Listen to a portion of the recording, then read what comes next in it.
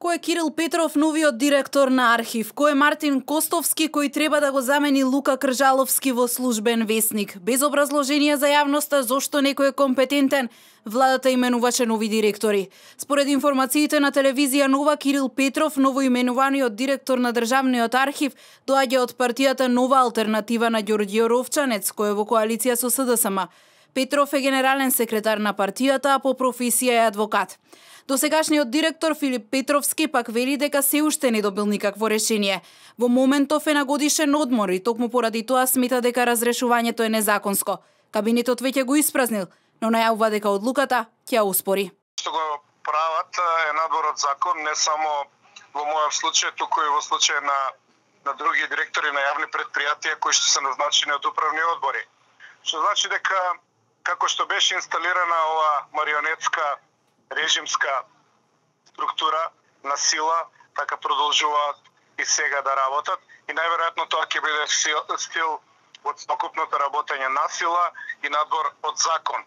Јас ќе ги оспорам, се надевам и сите други, по сите законски линии нивните решенија, со тоа што се разбира дека мојот кабинет е одамна испразнет, нити сакам, нити па мислам да на овој режим му бидам соработник, но сепак треба да ги предупредиме дека во оваа држава важат закони, а не законот на Дивиот Запад и на посилниот кој што од надвор те поставува. Председателот на Општинската организација на СДСМ Куманово Мартин Костовски е новиот директор на јавното предпријатие Службен весник.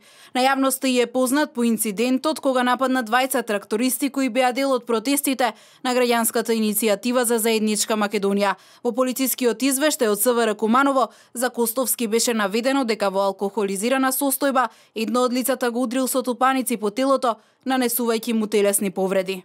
За вршител на должноста директор на Агенцијата за млади и спорт е именуван Дарко Каевски. Разрешен е досегашниот ВД директор Маријан Спасевски. Дарко Каевски е потпредседател на СДММ и активен учесник на протестите на шарената револуција.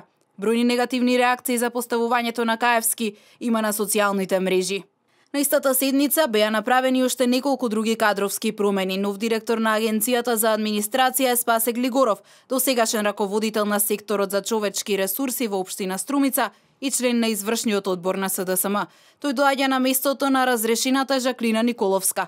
Предлогот Глигоров да биде директор на Агенцијата за администрација е спротивно на законот, бидејќи во член 16 од условите за именување и надлежностите на директорот и неговиот заменик е предвидено истиот да не е член на органи на политички партии.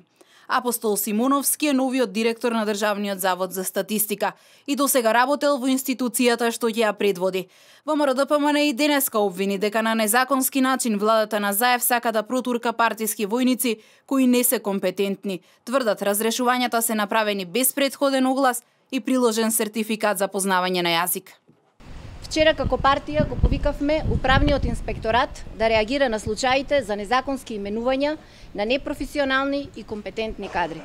Наместо професионална реакција согласно закон, стигна одговорот на владата на СДС, разрешувајќи го актуелниот директор и именувајќи друг, на тој начин дисциплинирајќи го органот кој е најповикан да реагира на ваквото самоволие на владата на СДС. Александрова апелира Управниот инспекторат и Трудовата инспекција веднаш да реагираат. Донесена е одлука и за разрешување на досегашниот владин портпарол Александар Ѓорѓиев, но од владата нема информација кој доаѓа на негово место.